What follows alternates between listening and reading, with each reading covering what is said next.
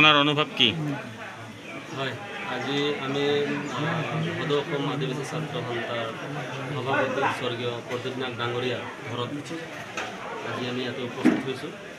যিহেতুকে জয় ভাৰত পাৰ্টিটো তেওঁৰ চিন্তাধাৰাত গঠন হৈছিলে আৰু আমাৰ পঞ্চায়তত যিখিনি আমি প্ৰাৰ্থী আমি দিছিলোঁ 25টা জিকি আহিছে আৰু এওঁলোকক আমি সম্বৰ্ধনা জনাবৰ বাবে আমি ইয়াতে মাতিছিলোঁ আৰু প্ৰদীপ ছাৰৰ কবৰত আমি এটা প্ৰে ৰাখিছিলোঁ, শ্ৰদ্ধাঞ্জলি ৰাখিছিলোঁ।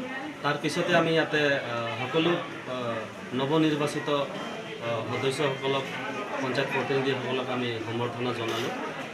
আৰু চাওক, আজি আমি 121টা আমি প্ৰাৰ্থী দিছিলোঁ পঞ্চায়ত নিৰ্বাচনত আৰু তাৰ ভিতৰতে আমি 25টা জিকিছোঁ। তো আমি তাকে ক'ব খুজিছোঁ 2025 চন চলি আছে আৰু 2025ত আমি 25টা আমি সদস্য জিকিবলৈ সক্ষম হৈছোঁ। জয় ভাৰত পাৰ্টিৰ সমৰ্থিত প্ৰাৰ্থী আছিলে সদস্যসকলে আৰু আজি ভাল অনুভৱ হৈছে। আজি প্ৰথমবাৰ আমাৰ জয় ভাৰত পাৰ্টি জন্ম লাভ কৰাৰ পিছত এই আমাৰ প্ৰথম নিৰ্বাচন আছিলে আৰু ইয়াতে আমি প্ৰতিদ্বন্দ্বিতা কৰাৰ পিছত আমি 25টা আমি জিকিবলৈ সক্ষম হৈছোঁ। তো এইটো আমাৰ গুড চাইন বুলি ক'ব লাগিব, ভাল লাগিছে।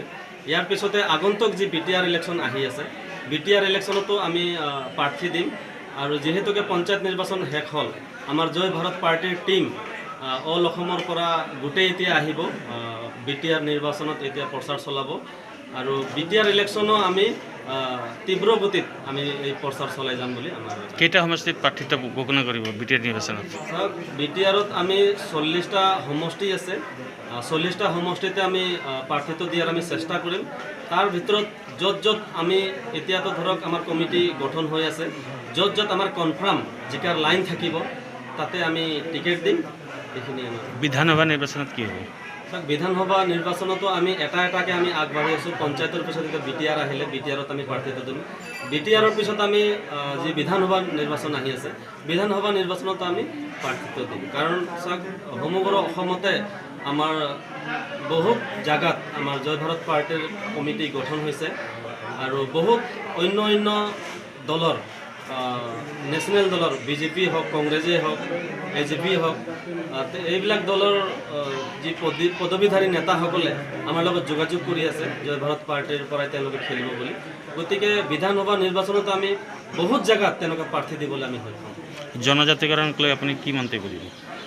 চাওক, জনজাতিকৰণ, আদিবাসীসকলৰ জনজাতিকৰণ এটা তেওঁলোকৰ জন্ম প্ৰাপ্য বুলি ক'ব লাগিব আৰু প্ৰদীপ নাথ ডাঙৰীয়াৰ এইটো সপোন আছিলে তেওঁৰ নেতৃত্বত এই জনজাতিকৰণটো কৰাব বুলি।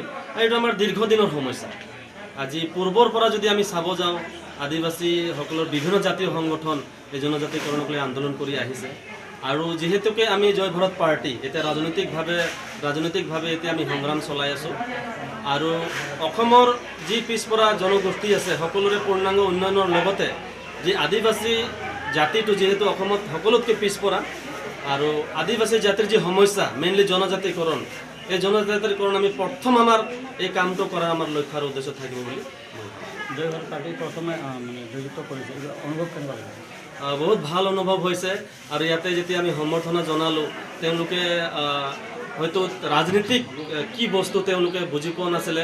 কিছুমান আছে আমাৰ মহিলা পাকঘৰৰ পৰাই ওলোৱা নাছিলে, তেওঁলোকে আজি ওলাই আহি জয় ভাৰত পাৰ্টিৰ নেতৃত্বত তেওঁলোকে প্ৰতিনিধিত্ব কৰিব পায়, তেওঁলোকে যি এটা ভাল এটা অনুভৱ কৰিব পাৰিছে, সেইটোকে ভাল লাগিছে আৰু মোকো বহুত ভাল লাগিছে। প্ৰথমবাৰ নিৰ্বাচনতে আমি 25টা যে আমি জিকিব পাৰিলোঁ, বহুত ভাল অনুভৱ হৈছে। Thank U.